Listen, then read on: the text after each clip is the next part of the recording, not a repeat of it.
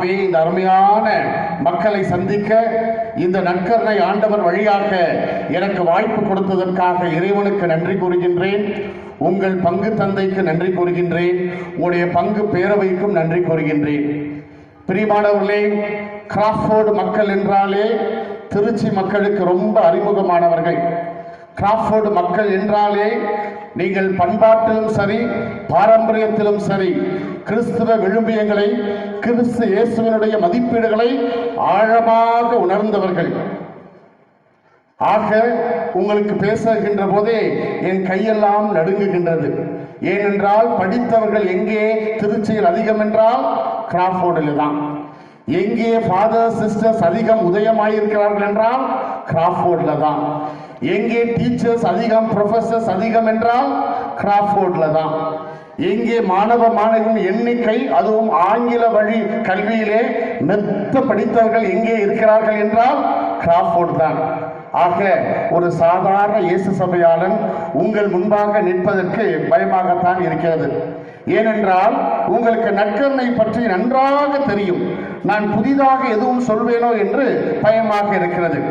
பிரியமானவர்களே, நற்கருணை எப்போது ஏற்படுத்தப்பட்டது? இரா உணவு என்பது எல்லாருக்கும் தெரிந்ததுதான். இதை நான் சொல்ல வேண்டிய அவசியம் இல்லை. நற்கருணை என்றால் என்ன? நன்மை பிளஸ் கருணை, நற்கருணை. அதாவது யூக்கரித்தா என்ற வார்த்தையிலிருந்து வருகிறது என்று உங்களுக்கு தெரியும். யூக்கரித்தா என்றால் தேங்க்ஸ் கிவிங் மற்றும் காரித்தாஸ் நன்மை செய்ய வேண்டும் என்பது உங்களுக்கு தெரியும். இந்த நிகழ்ச்சியானது மாண்டி தர்ஸ்டே என்ற நாளிலே கொண்டாடப்பட்டு வருவதை நீங்கள் அனைவருமே தெரியும். மாண்டி என்றால் மேண்டேட் என்று அர்த்தம். மேண்டேட் என்றால் கட்டளை என்று அர்த்தம். புதியதோர் கட்டளை நான் உங்களுக்கு தருகிறேன் என்று ஆண்டவர் அன்பு கட்டளை கொடுத்தது இந்த அருமையான மாண்டி தர்ஸ்டேயில் தான். ஆக உங்களுக்கு எல்லாம் தெரிந்திருக்கிறது. அப்படி தெரிந்திருக்கின்ற உங்களுக்கு நான் புதிதாக என்ன சொல்வேன் என்று தெரியவில்லை. பிரியமானவர்களே, நற்கருணை கொண்டாட்டம் இன்று வெறும் வழிபாடாக மாறிவிட்டதோ என்ற ஒரு சின்ன பயம் பல குருக்களுக்கு ஏற்பட்டு வருகிறது. ஏன் தாய் திருச்சபைக்கும் ஏற்பட்டு வருகிறது. திருப்பலி கொண்டாட்டம் என்பதை பூசையாக சுருக்கிவிட்டோமோ என்கின்ற அச்சம் எனக்கும் பலருக்கும் உண்டு.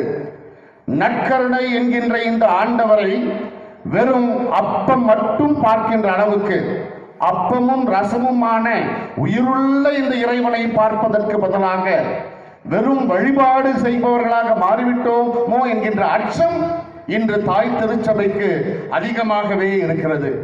பிரியமானவர்களே, ஒரு சின்ன நிகழ்வில் இருந்து ஆரம்பிக்கலாம் என்று நினைக்கிறேன். திருப்பதி என்றால் எல்லாருக்கும் ஞாபகம் வர்றது லட்டு. திண்டுக்கல் என்றால் பூட்டு. மதுரை என்றால் மல்லிகை. மணப்பாறை என்றால் முறுக்கு. வெரி குட், பரவாயில்ல, எல்லாம் நல்லா சொல்றீங்க. பாளையங்கோட்டை என்றால் சிறைச்சாலை. ஆனால் திருநெல்வேலி என்றால் அல்வா. இந்த அல்வா வச்சுக்கிட்டே ஆரம்பிக்கலாம்னு நினைக்கிறேன். பிரியமானவர்களே, திருநெல்வேலியில நெல்லையப்பர் கோயில் பக்கத்துல ஒரு இடம் இருக்கு. அந்த இடத்திற்கு பேரு இருட்டுக்கடை அல்வா. அந்த இடம் கிட்டத்தட்ட 125 ஆண்டுகளுக்கு மேலாக பழமை வாய்ந்த ஒரு இடம். ஒரு 125 ஆண்டு காலமாக ஒரு நிறுவனம் நடந்து வருகிறது என்றால் அது பிரம்மாண்டமாக இருக்க வேண்டும், வண்ண வண்ண விளக்குகளோடு இருக்க வேண்டும் என்று நீங்கள் எதிர்பார்த்து அங்கு சென்றீர்கள் என்றால் அப்படி இருக்காது. ஒரு சின்னோண்டு சந்து கடை மாதிரி இருக்கும். ஒரு குண்டு பல்பு மட்டும்தான் எரியும். 6 மணியில இருந்து 7:30 மணிக்கு நீங்க போனாதான் அங்க அல்வா கிடைக்கும், இல்லை என்றால் உங்களுக்கு கிடைக்காது. ஆக அந்த நேரத்திற்காக மக்கள் காத்து கொண்டிருப்பார்கள். எங்கெங்கோ இருந்தெல்லாம், சில சமயம் நாகர்கோயில் இருந்தெல்லாம் கூட மக்கள் அங்கே வந்து குவிவார்கள். அந்த 1.5 மணி நேரத்துக்குள்ள அந்த அல்வாவை எப்படியாவது வாங்கிவிட வேண்டும். ரொம்ப கிலோ கணக்கெல்லாம் வாங்க முடியாது, கொஞ்சம் தான் வாங்க முடியும். அப்படி அவர் வாங்குவதற்காக அவர் துடித்துக் கொண்டிருப்பார்கள். 7:30 மணி ஆச்சுன்னா கடை ஷட் டவுன். இப்படி கிடைக்காதவங்க, ஏமாந்து போனவங்க என்ன செய்வாங்க என்றால், எங்கேயாவது அல்வா கிடைக்காதா என்று ஏங்கிக் கொண்டு இருக்கின்ற போதுதான் சாந்தி ஸ்வீட்ஸ், லக்ஷ்மி ஸ்வீட்ஸ் என்று பல இடங்கள்ல அல்வா தயாரித்து இதுதான் இருட்டுக்கடை அல்வா என்று கொடுத்தார்கள். மக்களும் வாங்கி சாப்பிட்டார்கள். ஆனா அந்த டேஸ்ட் இல்லை. அதில் இருந்துதான் வந்தது அல்வா கொடுப்பது என்று. ஆக ஒரு இடத்துல உண்மையான அல்வா இருந்து கொண்டிருக்கிறது. அதனுடைய சுவை, அதனுடைய மனம், அதனுடைய பாரம்பரியம், இதை எல்லாவற்றையும் அடக்கிய ஒன்றாக ஒரு சின்ன பாக்ஸ் மாதிரி இருக்கின்ற இடத்துல அங்கே அல்வாவானது அதே சுவையை 125 ஆண்டு காலமாக அதே சுவையோடு இருக்கின்ற ஒரு இடம் இருக்கிறது. அதை விட கலர் பேக்கில் இன்னொரு இடத்துல இருந்து இதுதான் அல்வா என்று சொல்லி விற்று கொண்டிருக்கிறார்கள். அதை மக்களும் வாங்கி சாப்பிட்டு கொண்டிருக்கிறார்கள். அங்க போக முடியாதவங்க, அங்க காத்து இருக்க முடியாதவங்க இந்த அல்வா சாப்பிட்டு கொஞ்சம் அவர்கள் சாட்டிஸ்ஃபை ஆகி போய் விடுவார்கள். ஆனால் அவர்களுக்கு கிடைப்பது அல்வா தான் என்பதை எல்லோரும் கண்கூடாக பார்க்கிறார்கள். பிரியமானவர்களே, நற்கருணைக்கும் இதே போல் உண்டு. இன்று பல இடங்களுக்கு நம்முடையவர்களே கத்தோலிக்க கிறிஸ்தவர்கள் கூட அங்கே எனக்கு ஜெபம் கிடைக்கிறது, அங்கே எனக்கு பைபிள் வசனம் கிடைக்கிறது, அங்கே எனக்கு விருட்சம் கிடைக்கிறது, அங்கே நான் சொஸ்திப்படுத்தப்படுகின்றேன், அங்கே என்னை குணப்படுத்துகிறார்கள், அங்கே அவர்கள் அதை செய்கிறார்கள், இதை செய்கிறார்கள் என்று கூட்டம் ஒன்று அதிகமாக போய்கொண்டிருப்பதை பார்க்கின்றோம். ஆண்டவர் இயேசுவோடு, இந்த நற்கருணை ஆண்டவரோடு கொஞ்சமேனும் உறவு கொள்ள வேண்டும் என்பதை விடுத்துவிட்டு அங்கே காட்டுகின்ற மாயை கவர்ச்சிகளை வைத்துக் கொண்டு அங்கே ஹாலோஜன் பல்பு இருக்கும், அங்கே ஹாலோஜன் லாம்ப்ஸ் இருக்கும், இதைவிட பெரிய ஸ்கொயர் இருக்கும், எல்லாம் அழகாக இருக்கும். ஆனால் அங்கே ஆண்டவர் இயேசு இருப்பாரா என்றால் இருக்க மாட்டார்கள். விசேஷ போதகர் இருப்பார், விசேஷ சக்தி படைத்தவர் அங்கே இருப்பார். புதுமை செய்கின்ற ஆற்றல் உடையவர்களை அவர்கள் கோட்டும் ஸ்கூட்டும் போட்டவர்கள் எல்லாம் அங்கே இருப்பார்கள். ஆனால் நம்முடைய ஆண்டவராகிய இயேசு கிறிஸ்து அங்கே இருப்பாரா என்றால் பல சமயங்களில் இல்லை. இயேசுவின் படத்தை எங்கே பார்த்திருப்பீங்களா? பார்த்திருக்க மாட்டீங்க. அங்கே அந்த போதகருடைய படங்கள் தான் அங்கே பிரம்மாண்டமாக போடப்பட்டிருக்கும். இயேசு அங்கே மங்கி விடுகின்றார். ஆனால் நம்முடைய கூட்டம் எல்லாம் அங்கே போய்கொண்டிருக்கிறது. இதை பார்த்து கொஞ்சம் பயமாகத்தான் இருக்கிறது. இந்த ஊரை சார்ந்தவர் இல்லை, ஆனால் இந்த ஊருக்கு ரொம்ப பழக்கமானவர். யார் என்றால் அருட்தந்தை அம்ப்ரோஸ் அடிகள். அவர் யார் என்றால் கஸ்பீர் ஆண்டவருடைய ஆர்ச் பிஷப்பாக இருந்த கஸ்பீர் ஆண்டவருடைய அண்ணன். அவர் ஒரு அழகான பாடலை எழுதியிருந்தார். இப்போ அந்த பாட்டெலாம் பாடுறதில்லை. இப்போ புது புது கொயர்லாம் வந்துட்டாங்க. உங்களை சொல்லலை, 450 கிலோமீட்டர் தள்ளி இருக்கிற கொயரை சொல்கிறேன். பழைய பாடல்கள்லாம் பாடுறதில்லை. அந்த பழைய பாடல் ஒரு அருமையான பாடல் என்னவென்றால், பூசை பழி போல் பாக்கிய செல்வம் புவியில் இல்லையே, புவி நிரம்ப பொன் தந்தாலும் பலிக்கு ஈடில்லையே. இந்த பாட்டு சின்ன பிள்ளைங்க கேட்டிருக்கீங்களா? கேட்க மாட்டாங்க. அப்ப இந்த பிள்ளைங்க எப்படி திருப்பலிக்கு வரும்? பிரியமான சகோதர சகோதரிகளே, பாரம்பரியம் விவிலியம் ஒரு பக்கம், விவிலியம் ஒரு பக்கம், இன்னொரு பக்கம் நமக்கு என்னவென்றால் பாரம்பரியம், ட்ரெடிஷன். இந்த ட்ரெடிஷனும் விவிலியமும் கைகோர்க்கின்ற போதுதான் ஆண்டவர் இயேசுவை தாய் திருச்சபை ஏந்தி வந்து கொண்டிருக்கிறது. இந்த திருப்பலியை காண்பதற்காக எத்தனையோ மக்கள் கூட்டம் அலைமோதிக்கொண்டு காத்து கொண்டிருக்கின்ற போது, இது வாடிக்கையாக நமக்கு கிடைக்கும் போது இந்த நற்கருணை ஆண்டவர் எப்படிப்பட்டவர் என்பதை மறந்து விடுகின்ற அபாயம் நமக்கு இருக்கிறது.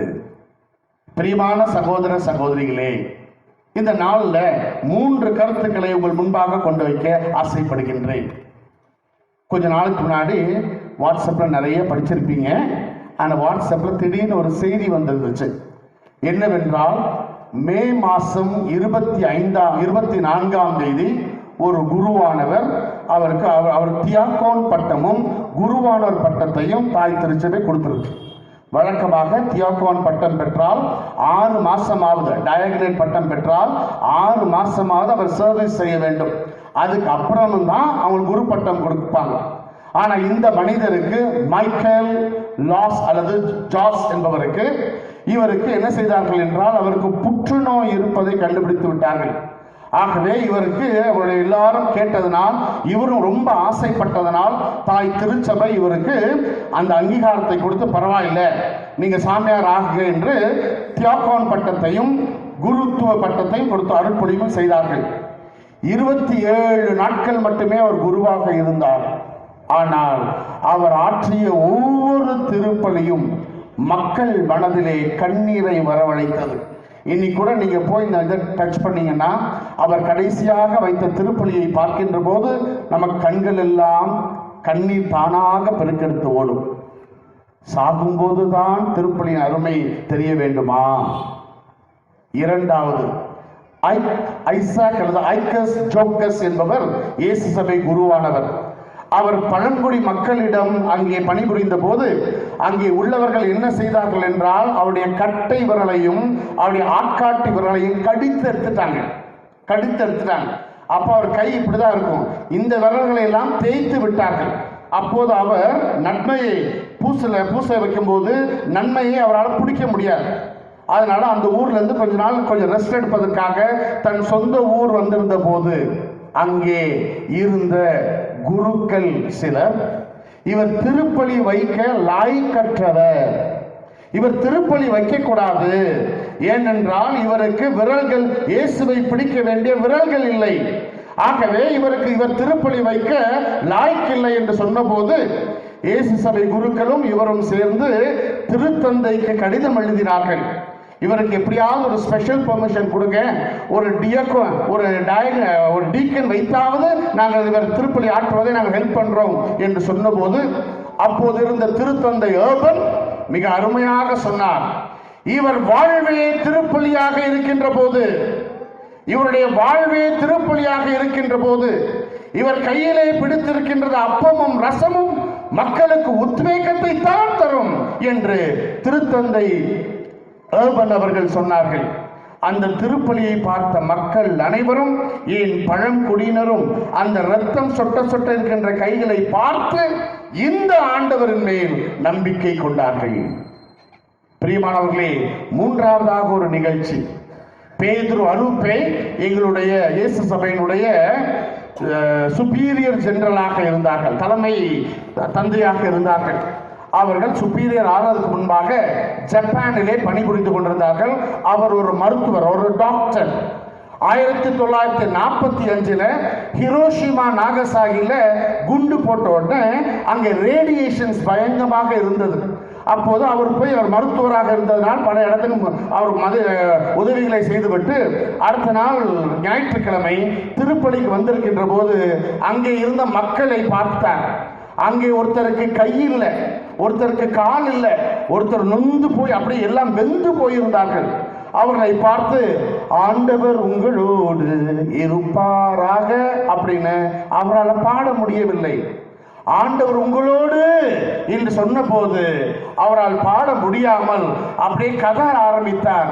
இந்த மக்கள் ரத்தம் சொட்ட சொட்ட கிடக்கிறார்களே, இவர்கள் மத்தியிலே இம்மானுவேல் எப்படி இருக்க முடியும், கடவுள் நம்மோடு என்ற வார்த்தை இவர்களுக்கு எப்படி இருக்க முடியும் என்று அவர் அந்த இடத்திலே ஒரு கேள்வியை கேட்டுவிட்டு, இதே கேள்வியை நான் ஆண்டவரிடம் கேட்கிறேன் என்று இந்த பக்கம் திரும்புகின்றார். அங்கே சிலுவையில் அறையுண்ட இயேசுவை பார்த்து கண்ணீர் வடிக்கின்றார். அவர் கைகளிலும் இரத்தம், அவர் கால்களிலும் இரத்தம், அவர் தலையிலும் இரத்தம். இதை பார்த்தவுடனே, ஓ, கடவுள் நம்மோடு என்பது இந்த அடிபட்ட மக்களிடம் தான் இருக்கிறார் என்பதை ஏற்றுக்கொண்டு தைரியமாக இப்போது சொன்னார், ஆண்டவர் உங்களோடு இருப்பாராக என்று சத்தமாக வைத்து நம்பிக்கையோடு திருப்பலி வைத்தார். அந்த நம்பிக்கையோடு திருப்பலி வைத்த நமூரா என்கின்ற பெண் 80% பர்ன்ஸோடு இருக்கின்ற போது, தந்தையே எனக்கும் நற்கரை தாருங்கள் என்று கேட்டார். உடனே அவர்கள் எடுத்து செல்கின்ற போது நன்மையை வாங்கி முகத்திலே ஒரு மலர்ச்சியுடன் இறந்ததாக வரலாறு கூறுகிறது. பிரியமானவர்களே, இந்த 3 நிகழ்வுகளை உங்களிடம் சொல்கின்ற போது இது வரலாற்று நிகழ்வு என்று நினைத்து விட்டீர்கள் என்றால், அது ஒரு சின்ன தாக்கத்தை கூட நமக்கு ஏற்படுத்தவில்லை என்றால் நாம் பரிதாபத்துக்குரியவர்கள் தான். ஏனென்றால் பல சமயங்களில் நமக்கு கிடைக்கின்ற இந்த அருமையான பேரு பலருக்கும் கிடைக்க மறுக்கப்படுகிறது. ஒடிஷா மாநிலமாக இருக்கட்டும் அல்லது அங்கே இருக்கின்ற மற்ற ஜார்க்கண்ட் இடங்களில் எல்லாம் திருப்பலிக்காக மக்கள் காத்து கொண்டிருக்கின்ற போது நமக்கு திருப்பலிகள் அதிகமாக இருக்கிறது. நான் கேட்டகிசம் கிளாஸ் போயிருந்தேன். அந்த கேட்டகிசம் கிளாஸ் வழக்கமாக சிஸ்டர்ஸ் தான் எடுப்பாங்க. நான் வந்ததுனால அங்கே இருந்த சிஸ்டர்ஸ், சென்னான் சிஸ்டர்ஸ் இல்லை, ஐசிஎம் சிஸ்டர்ஸ் இல்லை, வேற சிஸ்டர்ஸ். அப்போ அந்த சிஸ்டர்ஸ் கிளாஸ் ஃபாதர், எங்க கிளாஸ் அருமையான class father, super class father, எங்க கிளாஸ் பசங்கிட்ட வந்து நீங்க பேசுங்க ஃபாதர்னாங்க. உடனே நானும் போய் ஸ்டக்குன்னு கேட்டேன், எத்தனை வகையான திருப்பலிகள் உண்டு அப்படின்னு. உடனே நான் இதை எதிர்பார்க்கல. நீங்களே சொல்லுங்க பார்க்கலாம், எத்தனை வகையான திருப்பலிகள் உண்டு? நீங்களே சொல்ல மாட்டீங்க. இருந்தாலும் நான் இப்போ சொல்ல மாட்டேன், சிஸ்டர்ஸ் போய் கேட்டுக்கோங்க, அவங்க கரெக்டா சொல்லுவாங்க. அந்த பையன் அடிச்சு சொன்னான், 3 வகையான திருப்பலிகள் உண்டு. எனக்கு ஷாக் ஆயிட்டேன். அடப்பாவுமே 8th ஸ்டாண்டர்ட் படிக்கிற பசங்களுக்கு இவ்வளவு அழகா சொல்றாங்களே அப்படின்னு. 3 வகையான திருப்பலியா? Right answer, come on tell me the answer அப்படின்னு. உடனே அவன் சொன்னான், முதல் பூசை அழுக்கு பூசை, 2வது பூசை மவுசு பூசை, 3வது பூசை சொகுசு பூசை அப்படின்னா. எனக்கு தூக்கி வாரி போட்டுச்சு. நான் தியாலஜிலாம் படிச்சிருக்கேன், பிலாசபி படிச்சிருக்கேன். ஆனால் இந்த மாதிரி 3 பூசையை நான் மிஸ்ஸால படிக்கையிலேயே என்னப்பா சொல்ற அப்படின்னு. ஃபாதர் 5:30 மணிக்கு பூசை வச்சானாக்கும் இந்த ஆட்கள்லாம் குளிக்காம பல்லு தேய்க்காம கூட வருவாங்க. அதுக்கு பேர் தான் ஃபாதர் அழுக்கு பூசை. எப்பவுமே ஞாயிற்றுக்கிழமையில 7:30 மணி பூசை 8 மணி பூசையை பங்கு சாமியா விட்டு கொடுக்க மாட்டார். நான் இந்த பங்கு சொல்லலைங்க, 450 கிலோமீட்டர் தள்ளி இருக்கிற பங்கு சொல்றேன். பிறகு நான் உங்க இடத்துக்கு அடிக்கடி வரணும்னு ஆசைப்படுறேன். பிரியமானவர்களே, அந்த பூசையை விட்டு கொடுக்க மாட்டாங்க. அதுலதான் பங்கு பேரவை மக்கள்லாம் இருப்பாங்க. அதுலதான் கணக்கு வாசிப்பாங்க, கணக்கு ஒப்படைப்பாங்க, திருமண அறிக்கையெல்லாம் சொல்லுவாங்க. அந்த பூசைக்கு கெத்தானவங்க தான் வருவாங்க. அதனால அந்த பூசைக்கு பேரு மவுசு பூசை. சொகுசு பூசை மாலை நேர பூசை. எனக்கு ஞாயிற்றுக்கிழமை என்ன செய்வார்கள் என்றால், லீவா இருக்கிறத 10 மணி வரைக்கும் ஹாயா தூங்கிட்டு, அதுக்கு 10 மணிக்கு ஒரு சின்ன பிரேக்ஃபாஸ்ட்டை அப்படியே வாங்கிட்டு 2 மணிக்கு அப்படியே வண்டியை எடுத்துக்கிட்டு அப்படியே போய் அல்லது ஃபோன் பண்ணி, அது என்னது வண்டியில் வருது, ஊபர்லையோ அல்லது வேற என்னங்க ஸ்விக்கிலையோ, பாருங்க கரெக்டாக சொல்லுது பிள்ளைங்க, கரெக்டாக இருக்கீங்க. அவங்க வீட்டில் நடக்கிறத அழகாக சொல்கிறாங்க. அங்கே போயிட்டு ஒரு ஆர்டர் பண்ணானாக்கும் ஒரு பிரியாணியோ ஒரு ஃப்ரைட் ரைஸோ ஒரு சில்லி சிக்கனோ வந்துடும். அதை சாப்பிட்டுட்டு இன்னும் ஒரு சின்ன குட்டி தூக்கம் போட்டுட்டு 5 மணிக்கு அப்படியே ஒரு ஷவர் பாத் எடுத்துட்டு இங்கே ஒரு ஸ்ப்ரே, அங்கே ஒரு ஸ்ப்ரே, இங்கே ஒரு லிப்ஸ்டிக்கு, இங்கே ஒரு ஐப்ரோ, ஹேர் ஸ்ட்ரைட்டனிங் அப்படிலாம் பண்ணிட்டு பூசைக்கு வந்தோம்னா அது பேரு சொகுசு பூசை என்று சொன்னாங்க. பிரியமானவர்களே, பொய் சொல்லாம சொல்லுங்க, இந்த மாதிரி தானே நம்ம பூசைக்கு வந்து கொண்டு இருக்கிறோம். பல சமயங்களில் அப்படிதான். நான் திருப்பலியெல்லாம் பார்த்திருக்கேன். எல்லாருமே உரிச்சு வச்ச பிள்ளையார் மாதிரி உட்கார்ந்துருப்பாங்க, இப்படியே உட்கார்ந்துருப்பாங்க. ஆண்டவர் உங்களோடு இருப்பாங்க வச்சுக்கோ. இப்ப வேற சொல்லிட்டாங்களா, ஓ ஆன்மாவோடு இருக்கட்டும், ஆன்மாவோடு இருக்கட்டும் போ அப்படின்னு வேற சொல்லிட்டாங்களா. இன்னைக்கு பூசையில பங்கேற்பு என்பது கொஞ்சம் கொஞ்சமாக போயிட்டு. யார் பாடணும்? பாடலாம் யார் பாடணும்? பாட்டு கிளாஸ் பாடணும் இல்லையா? நாம பாடக்கூடாது. No no no no. அவங்க என்ன செய்திருவாங்க, நீங்க இல்லைங்க 450 கிலோமீட்டர் தள்ளி இருக்கிறவங்க, சரியா? அவங்க என்ன செய்வாங்க, யாரும் பாடக்கூடாது, நான் மட்டும் தான் அப்படின்னு தனித்தனி மைக்க வைத்து கொண்டு அவர்களும் பாடுவார்கள். இன்னொன்று பாருங்க, பூசையில் எது முக்கியம்? திண்டுக்கல் என்றால் பூட்டு, மணப்பாறை என்றால் முறுக்கு அப்படின்னு, திருப்பலி என்றால் ட்ரெஸ். நான் காங்கரா வாங்கியிருக்கேன் தெரியுமா? காங்கரா, ஓ நீ காங்கரா தான் வந்திருக்கியா? நான் ஃபுல் ஃப்ராக் வாங்கியிருக்கேன் தெரியுமா? பாரு என் உடம்பே தெரியல பத்தியா அப்படின்னு. சுடி மிடி நடி அப்படின்னு நல்லா இருக்க சட்டையை கிழிச்சா அதுக்கு பேரு ஃபாரின் ட்ரெஸ். அது நல்லா இருக்க ஜீன்ஸை கிழிச்சுக்கிட்டு இப்படியாக துணிக்கு முக்கியத்துவம் கொடுக்கின்ற திருப்பலியாக இருக்குது. பொய் சொல்லாம சொல்லுங்க, யாரா சொல்லுங்க பார்க்கலாம். இன்னைக்கு முதல் வாசகம் எங்கிருந்து எடுக்கப்பட்டது? பைபிள்ல இருந்து எடுக்கப்பட்டது இல்லையா? அது சிஸ்டர்ஸ் நீங்க சொல்லக்கூடாது. வெரி குட், பரவாயில்ல. கிராஃபோர்ட் மக்கள் சும்மா இல்லை, ரொம்ப அருமையானவர்கள் தான். அங்கே வந்து என்ன செய்வாங்க, அங்கே முதல் ரீடிங் ஒரு பொம்பளை பிள்ளை படிக்க வந்துட்டானாக்கும், இந்த பாரு நாய் முக்காடு படாமல் வந்திருக்கு, இதெல்லாம் ஒன்று பாரு எப்படி கட்டியிருக்கா பாரு சேலையை, இங்கே விழுதான் அங்கே கொடுத்தான். அடுத்து இன்னொருத்தர் வந்து படிப்பார், இந்த ஆள் தெளிவாக படிக்கிறான், நேற்று டாஸ்மார்க் போயிட்டு நேராக வந்திருப்பான் போல, வாயை திறக்க கூட மாட்டேங்கிறான் பாரு என்று நற்செய்தியை கவனிப்பதற்கு பதிலாக, ஆண்டவருடைய வார்த்தைகளை கேட்பதற்கு பதிலாக ஆள்களை கவனிக்கின்ற திருப்பலியாக பல சமயங்களில் இருக்கிறது. பிரியமானவர்களே, வெறும் வழிபாடாகவே இருக்கின்ற திருப்பலியிலே நீங்களும் நானும் பங்கேற்க முடியுமா என்பதுதான் கேள்வி. அப்படி என்றால் இந்த ஆண்டவரை முதலில் நாம் தெரிந்திருக்க வேண்டும், அறிந்திருக்க வேண்டும். ஒருத்தரை லவ் பண்றேன்னு வச்சுக்கோங்க, ஃபாதரு அப்படின்னு சொல்லுவீங்க, இருந்தாலும் பரவாயில்லை. ஒரு ஆண் ஒரு பெண்ணை ஒரு அன்பு செய்ய வேண்டும் என்றால், காதல் செய்ய வேண்டும் என்றால், முதலில் அவள் என்ன சாப்பிடுவாங்க, என்ன உடுத்துவாங்க, அவனுக்கு என்ன பிடிச்சிருக்கு, அவ என்ன பேசுவா, அடிக்கடி என்ன சொல்லுவா என்பதை தெரிந்து கொள்ள வேண்டும். இந்த ஆண்டவர் இயேசுவை பற்றி, நம்முடைய ஆண்டவரை பற்றி தெரிந்து கொள்ள வேண்டும் என்றால் முதலில் என்ன செய்ய வேண்டும்? முதலிலே இப்படி ஒரு புத்தகம் நம்ம வீட்டில் இருக்கும். அது அநேகமாக டிவிக்கு மேலேயோ டீபாய்க்கு கீழேயோ யாரும் எட்டாத ஒரு இடத்துலையோ இந்த கருப்பு புஸ்தகமோ சிவப்பு புஸ்தகமோ இருக்கும். அந்த திரு விவிலியம் என்கின்ற அந்த பைபிளை முதலில் எடுத்து நீங்களும் நானும் வாசிக்க வேண்டும். பிரியமானவர்களே, ஒரு வீட்டுக்கு நான் மந்திரிக்க போயிருந்தேன். நான் வீட்டுக்கு மந்திரிக்க போகும்போது பைபிள் கொண்டு போக மாட்டேன். அப்போ அவங்க போயிருக்கும் போது அவங்கள்ட்ட பைபிள் கேட்டேன். பைபிள் கேட்டுட்டு வச்சுட்டேன். அவங்க இடத்துல ஒரு அழகான இயர்ஃபோன் இருந்துச்சு, ஹெட்செட். அது சின்னதாக ரொம்ப க்யூட்டாக இருந்துச்சு. அப்படியே பார்த்தேன், எடுத்து பார்த்தேன். அவங்க அப்போ அந்த அம்மா சொன்னாங்க, ஃபாதர் இது சிங்கப்பூர்லேருந்து வந்தது ஃபாதர், ரொம்ப எக்ஸ்பென்சிவ், இதில் விலையே 14,000 rupees ஃபாதர் அப்படின்னாங்க. நானும் பார்த்துட்டு அப்படியே பார்த்து, ஃபாதர் பாட்டு கூட வந்து கேட்டு பாருங்களேன் அப்படின்னு கேட்டு பார்த்துட்டு நான் அப்படியே வந்துட்டேன். ஆனால் அந்த அம்மா போன பிறகு, ஐயோ இயர்ஃபோனை காணலையே, ஹெட்செட்டை காணலையே, கடைசியாக சாமியார் கையில் தானே கொடுத்தேன், ரூஃபஸ் சாமியார் கையில் தானே கொடுத்தேன், அதுக்கப்புறம் தான் காணலைன்னு ஒரு மாதம் பூரா அங்கே இங்கே தேடிட்டு இருந்தாங்க. எல்லா இடத்துலையும் தெரியினாங்க. எனக்கு ஃபோன் பண்ணுவாங்க, ஃபாதர் பாட்டெலாம் கேட்பீங்களா? நல்லா கேட்பேனே. ஒன்றும் இல்லை ஃபாதர், சும்மா கேட்பீங்களான்னு கேட்டேனே. ஒரு மாதம் 2 மாதம் கழிச்சு 3ஆவது மாதம் அவங்க வீட்டுக்கு போயிருக்கும்போது, ஃபாதர் தப்பாக நினைக்காதீங்க ஃபாதர், அந்த எனக்கு உங்களுக்கு வேணும்னா இன்னொன்று வாங்கி கொடுத்துற ஃபாதர், அந்த 14,000 ரூபாய் இயர்ஃபோன் ஃபாதர் அது காணலை ஃபாதர், கடைசியாக உங்கள் கையில் தான் கொடுத்தேன் ஃபாதர் அப்படின்னு ஒன்று. நீங்கள் எல்லா இடத்துலையும் தேடி பார்த்தீங்க? எல்லா இடத்துலையும் தேடி பார்த்தேன் ஃபாதர், அந்த அஞ்சரை பட்டியில் தேடினேன், அல்மரா பட்டியில் தேடினேன், எல்லா பட்டியிலும் தேடினேன் அப்படின்னு. பைபிளில் தேடினீங்களா என்று கேட்டேன். அது ஒன்று தான் தேடல அப்படின்னு போய் தேடி பார்த்தாங்க. பைபிளுக்கு மேலேயே வைத்திருது. இது நான் வேண்டும் என்றே தான் செய்தேன். பிரியமானவர்களே, உங்கள் இடத்திலே சென்று பைபிளை கொஞ்சம் எடுத்து பாருங்க.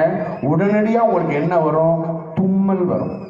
ஏனென்றால் அவ்வளவு தூசி அதில் படிந்திருக்கும். தூசி படிந்திருக்கிறது என்றால் என்ன? அதை தொட்டே ரொம்ப நாளாகிவிட்டது என்ற அர்த்தம். பிரியமானவர்களே, இன்று கார்பஸ் கிறிஸ்டி என்கின்ற ஆண்டவருடைய திருவுடம், ஆண்டவருடைய திரு ரத்தத்தின் விழாவை கொண்டாடுகின்ற போது நான் இந்த ஆண்டவரை நான் முழுமையாக ஏற்றுக்கொண்டிருக்கிறேன், அவர் கூறிய வார்த்தைகளை நான் அனுதினமும் படிப்பேன் என்று முதல் உறுதியை நம்மால் எடுக்க முடியுமா? இரண்டாவது, நம்முடைய வாழ்க்கையிலே நீ கொஞ்சம் கொஞ்சமாக பார்த்தீங்கன்னா இண்டிவிஜுவாலிட்டி நிறைய வர ஆரம்பித்து விட்டது. ஒரு காலத்தில் நீங்களாம் நடப்பு நினைக்கிறேன், ஒரு காலத்தில் என்ன செய்வோம் என்றால், நம்ம இவ்வளோ பெரிய ஸ்க்ரீனில் படத்தை ஆன்னு பார்த்துட்டு இருந்தோம் இல்லையா? ஒரு காலத்தில் இவ்வளோ பெரிய ஸ்க்ரீனில் நம்ம படத்தை பார்த்துட்டு இருந்தோம். அதுக்கப்புறம் 82க்கு அப்புறம் ஏஷியன் கேம்ஸ் வந்த பிறகு 1982க்கு அப்புறம் கலர் டிவி இந்தியாவில் வந்துட்டு, அதுக்கப்புறம் டைனரா சாலிடர் எல்லாத்தையும் தூக்கி போட்டுட்டு நம்ம அழகான கலர் டிவியை வாங்கினோம். அப்போ இப்படி பார்த்த நாம அப்படியே இப்படி இறங்கி இப்படி பார்க்க ஆரம்பித்தோம். அப்போ என்ன ஆச்சு? நம்ம படம் பார்க்க போகும்போது எல்லாத்தையும் கூட்டிகிட்டு போனோம். இந்த படம் போட்டுருவாங்களா, என்னது உலகம் சுற்றும் வாலிபன், வாங்க எல்லாம் சேர்ந்து போவோம் அப்படின்னு அங்கே அத்தை பாட்டி பப்பாட்டி எல்லாத்தையும் கூட்டிக்கிட்டு நம்ம எல்லாம் ஒரு படத்துக்கு போனோம். டிவின்னு வந்துச்சு. டிவின்னு வந்த உடனே நாம் என்ன செய்தோம்? ஜன்னல்லாம் அடைச்சிட்டு, அவள் வேண்டாம், அவள் வந்து நம்ம வீட்டில் உள்ளெல்லாம் பார்த்துருவாள், அதெல்லாம் பார்க்கக்கூடாது, அந்த இடத்துல கர்ட்டனை போடு, இந்த இடத்துல ஸ்க்ரீனை போடு அப்படின்னு நம்ம குடும்பம் மாத்திரம் டிவியை பார்க்க ஆரம்பித்தோம். அப்போ என்னாச்சு? பக்கத்தில் உள்ள ஸ்ட்ரீட்டோட அந்நியம் ஆயிட்டு, அவங்களாம் கொஞ்சம் வேற்று ஆளுக்கு ஆயிட்டாங்க. இப்போ என்னாச்சு? நம்ம கையில் செல்ஃபோன்னு வந்துச்சு. இப்படி பார்த்த நாம இப்படி பார்க்க ஆரம்பிச்சிட்டோம். பிரியமானவர்களே, இது ஒரு அபாயம். உங்க வீட்டுக்கு போன உடனே உங்க குழந்தைங்களுடைய இந்த ஸ்பைன் இருக்கிற இடத்த கொஞ்சம் அழுத்தி டச் பண்ணி பாருங்க. அந்த குழந்தை அப்படின்னு நடக்கும், அந்த குழந்தை நோய்வாய்ப்பட்டிருக்கு என்று அர்த்தம். இன்று வாட்ஸ்அப் என்கின்ற சாத்தானின் வழியாக, அது சாத்தானாவும் இருக்கலாம், அது இன்னொரு மெசியாவாகவும் இருக்கலாம். ஆனால் தற்போது இருக்கின்ற இளைஞர்கள், இளம் பெண்கள், குழந்தைகள் கூட, பிறந்து ஒன்றரை வருஷமான குழந்தைகள் கூட இப்போது செல்போன். அந்த காலத்துலலாம் எனக்கு தெரியும், எங்க பாட்டி வந்து ஆறாரோ பாடுவாங்க. ஆறாரோ ஆறாரோ அர்ஜுனோனே ஆறாரோ ஏதோ பாட்டு பாடுவாங்க. நம்ம குழந்தையா இருக்க கேட்டுச்சா. அதுக்கப்புறம் எங்க அம்மா என்ன பாடினாங்க, அப்படி ஆடிட்டு இருக்கும்போது என்ன பாடினாங்க, மாதாவின் கோயிலில் அப்படின்னு கட்ட குரல்ல பாடினாங்க. அதுக்கப்புறம் எங்க சித்தி எப்படி பாடினாங்க, கண்ணே கலைமானே அப்படின்னு பாடினாங்க. இப்போ உள்ள அம்மாக்கள் எப்படி பாடுறாங்க, எவனா உன்னை பெத்தான் பெத்தான் பெத்தான் பெத்தான் பெத்தான் பெத்தான்னு. இன்னைக்கு நம்ம குழந்தைகளை நாம இந்த பிரேக் டியூன்ல தான் இன்று பாடல்களை தான் பாடுகிறோம். இன்று செல்போன் தான் அந்த குழந்தைகளை தூங்க வைக்கிறது. அப்படி என்றால் இந்த கைகளில் இருந்து அந்த குழந்தைகள் ஆண்டவர் இயேசுவை பற்றி தெரிந்து கொள்ள வேண்டிய குழந்தைகள் பலரும் இந்த செல்போனுக்கு அடிமைகளாகி கொண்டிருக்கிறார்கள். இண்டிவிஜுவாலிட்டி. உங்க பிள்ளையோட செல்போனை கையில இருந்து எடுங்க பார்க்கலாம். நீங்க உண்மையிலேயே ஒரு நல்ல ஒரு பேரண்ட் வைத்துக்கோங்க. ஏம்மா உன் செல்போனை கொடுமா.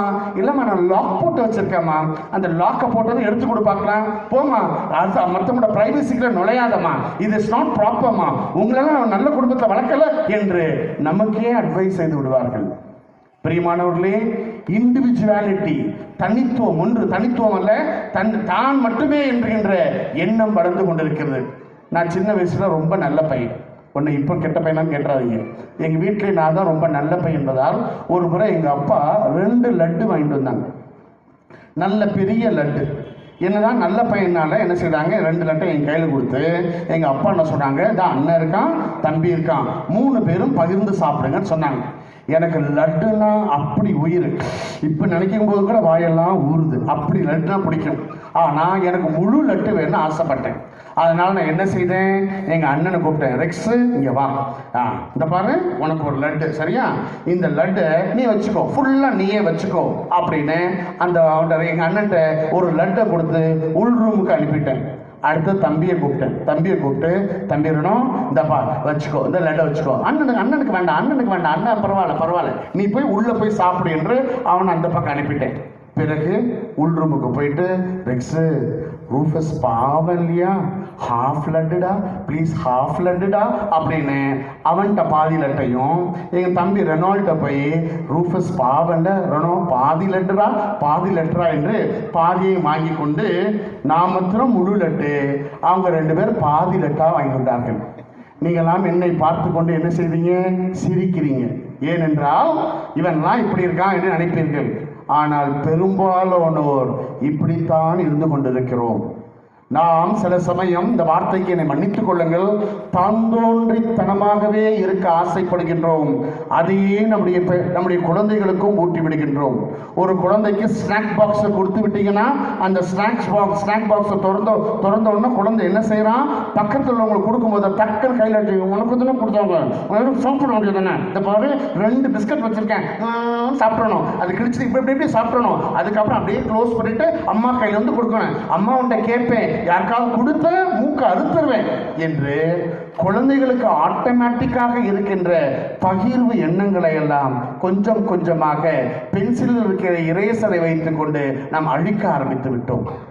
இன்று நாம் அனைவரும் ஐலாண்டுகளாக, நாம் அனைவருமே ஒரு குட்டி குட்டி தீவுகளாகவே இருக்கின்ற போது ஆண்டவர் இயேசு சொல்வார், இங்கே இருக்கிறவர்கள் அனைவருமே என்னை உண்டவர்கள், என்னுடைய தசையையும் என்னுடைய இரத்தத்தையும் உணவாக உண்டவர்கள், இவர்கள் அனைவருமே நம் குடும்பம்தான், தூய ஆவியவர்கள் செயல்படுவதுதான் அப்பா தந்தா என்று ஒருவரால் அழைக்க முடிகிறது என்று கூறுவார். பிரியமான சகோதர சகோதரிகளே, 3வது, நாம் சின்ன குழுக்களில் இருந்து அடுத்ததாக ஒரு சமுதாய மாற்றமே நம்மால் செய்ய முடியுமா என்று சிந்திக்க வேண்டும். உண்மையிலே திருச்சி மக்கள் கொடுத்து வைத்தவர்கள். நாம நம்ம கையில இருந்த ஒரு சின்ன ஓட்டு பேப்பரால் ஒரு சின்ன ஓட்டு பேப்பர் இல்லை, ஒரு சின்ன மெஷினால் நாம் ஓரளவுக்கு நம்மால் கிறிஸ்தவர்கள் நினைத்தால் ஒரு ஆட்சியையே மாற்ற முடியும் என்பதை ஓரளவுக்கு நாம் காட்டியிருக்கிறோம். வாழ்த்துக்கள். இதோடு நின்றுவிடக்கூடாது. இன்னும் அதிகமான துன்பங்கள் நம்மை சேர்ந்து வந்து கொண்டிருக்கின்ற போது, மலை போல் பிரச்சனைகள் இப்போது வந்து கொண்டிருக்கிறது, சுனாமி போல் பல பிரச்சனைகள் வந்து கொண்டிருக்கின்ற போது, நீங்களும் நானும் நற்கருணை உண்டவர்கள் என்றால், நற்கருணை ஆண்டவரை ஏற்றுக்கொண்டவர்கள் என்றால், இந்த மலையை நோக்கி மலையே பெயர்ந்து போ என்று நம்பிக்கையோடு சொல்ல உங்களாலும் என்னாலும் முடியுமா? 1969 திஷ்ரத் மான்ஜே என்பவர் இருந்தார். அவர் ஒரு சாதாரண குடியார். அவர் என்ன செய்தார், அவருக்கு அவங்க மனைவிக்கு உடம்பு சரியில்லாமல் போச்சு. உடனே அவங்க தூக்கிக்கிட்டு உடனே பீகாரில் இருக்கின்ற அவரோட வீட்டில் இருந்து கொஞ்சம் தூரம் போனாக்க ஹாஸ்பிட்டல் தூக்கிட்டு போகும்போது ஒரு பெரிய மலை இருந்துச்சு. அந்த மலைக்கு நடுவே போயிருந்தால் 1 கிலோமீட்டர்ல ஹாஸ்பிட்டல் வந்திருக்கும். ஆனா பாவம் இவரால் முடியல. அதனால என்ன செய்தாங்க, அங்க வழி இல்லை. அதனால அவங்களுடைய மனைவியை கையில ஏந்தி கொண்டே 14 கிலோமீட்டர் சுத்தி போய் ஹாஸ்பிட்டல்ல சேர்றதுக்குள்ள அவங்க மனைவி இறந்துடுறாங்க. நீங்களும் நானுமாக இருந்தால் என்ன செய்திருப்போம்? அரசாங்கத்தை திட்டி இருப்போம், அவர்களை திட்டி இருப்போம், கவுன்சிலர் திட்டி இருப்போம், எல்லாரையும் திட்டி இருப்போம். ஆனால் தன்னிடம் இருந்த ஒரே ஆட்டை விட்டுவிட்டு 1970 அவர் ஒரு சுத்தியலையும் ஒரு உளியையும் வைத்துக் கொண்டு அந்த மலையை கொஞ்சம் கொஞ்சமாக உடைக்க ஆரம்பித்தார். அங்க ஊர்ல உள்ளவங்க எல்லாம் அவரை பார்த்து சிரித்தார்கள். நீ என்னடா செய்துட்டு இருக்க என்று கேட்டபோது அவர் சொன்னார், நான் இதன் வழியாக 1 கிலோமீட்டர் தூரத்துக்கு நான் ஒரு பாதையை உருவாக்க போகிறேன், பலருக்கும் அது விடுவெள்ளியாக இருக்கும் என்றார். எல்லாரும் சிரித்தார்கள். யாருமே அவருக்கு துணை புரியவில்லை. பைத்தியக்காரன், கிறுக்கன், மனப்பிரமை பிடித்தவன் என்றெல்லாம் சொன்னார்கள். ஊர் போற்றுவார் போற்றற்றும், புழுதிவாரி தூற்றுவார் தூற்றற்றும், ஏற்றதொரு கருத்தை எனது மனது என்றால் என்று சொல்லிக்கொண்டு அந்த ஒளியை வைத்து அடித்துக் கொண்டே இருந்தார். 1 நாள் 2 நாள் அல்ல, 1 வாரம் 2 வாரம் அல்ல, 1 மாதம் 2 மாதம் அல்ல, 1 வருடம் 2 வருடம் அல்ல, 1982 வரை 22 ஆண்டுகளாக ஒற்றை மனிதன் மீண்டும் மீண்டுமாக அந்த மலையை குடைந்து குடைந்து அடித்து இன்று வழியை ஏற்படுத்தி விட்டார். நான் சொல்றது கதையாக இருக்கும் என்றால் நீங்க போய் ட்விட்டர்ல அடிங்க, வாட்ஸ்அப்ல போய், யூடியூப்ல போய் அடிங்க, த மவுண்டன் மேன் என்று அடித்து பாருங்கள். திஷ்ரத் மான்ஜே என்பவருடைய கதையை நீங்கள் படிப்பீர்கள். இது உண்மையிலே நிகழ்ந்தது. 2007 இறந்தார். ஒரு தனி மனிதனாக பீகார் மக்களுக்கு வழியை காட்ட முடியும் என்றார், ஒரு தனி மனுஷியாக ஃப்ளாரன்ஸ் நைட்டிங்கேல் ஒரு வழியை காட்டினார்கள் என்றால், ஒரு தனி மனுஷியாக மதர் தெரேசா தன்னுடைய வாழ்நாள் எல்லாரையும் அந்த மக்களுடைய பணிக்காக ஏற்படுத்தினார்கள் என்றால், தன்னந்தனி மனிதர்களாலே இவ்வளவு செய்ய முடியும் என்றால், இந்த ஆண்டவர் இயேசுவை அனுதினமும் பெற்றிருக்கின்றான். எதுவெல்லாம் செய்யலாம். இந்த அருமையான நாளிலே, இந்த நாளிலே ஆண்டவரிடம் மன்றாடுவோம். ஆண்டவா, நானும் பேதுருவை போல பயனற்றவன் தான், நானும் யோவானை போல தூர நின்று வேடிக்கை பார்க்கிறவன் தான். ஆனால் உமது ஆவியை என் மீது அனுப்பும் இறைவா, நானும் சக்தி படைத்தவனாக, நானும் வல்லமையை பெற்றவனாக, நானும் உன்னுடைய உடலையும் இரத்தத்தையும் உண்டவன் என்பதை காட்ட ஒரு அருமையான கிறிஸ்தவனாக வாழ்ந்து காட்டுவேன் என்று உறுதியையும் அவருடைய அருளையும் ஏற்று நடப்போம். ஆனால் இன்று நாம் நம்முடைய தெருக்களில் வள வந்த அந்த இயேசு நம்மிலே வந்து நாமே மறு கிறிஸ்துக்களாக இருந்து இந்த சமுதாயத்தையும், ஏன் இந்திய நாட்டுக்குமே உலகின் ஒளியாக உப்பாக இருக்க நம்மை ஆசீர்வதிப்பார்.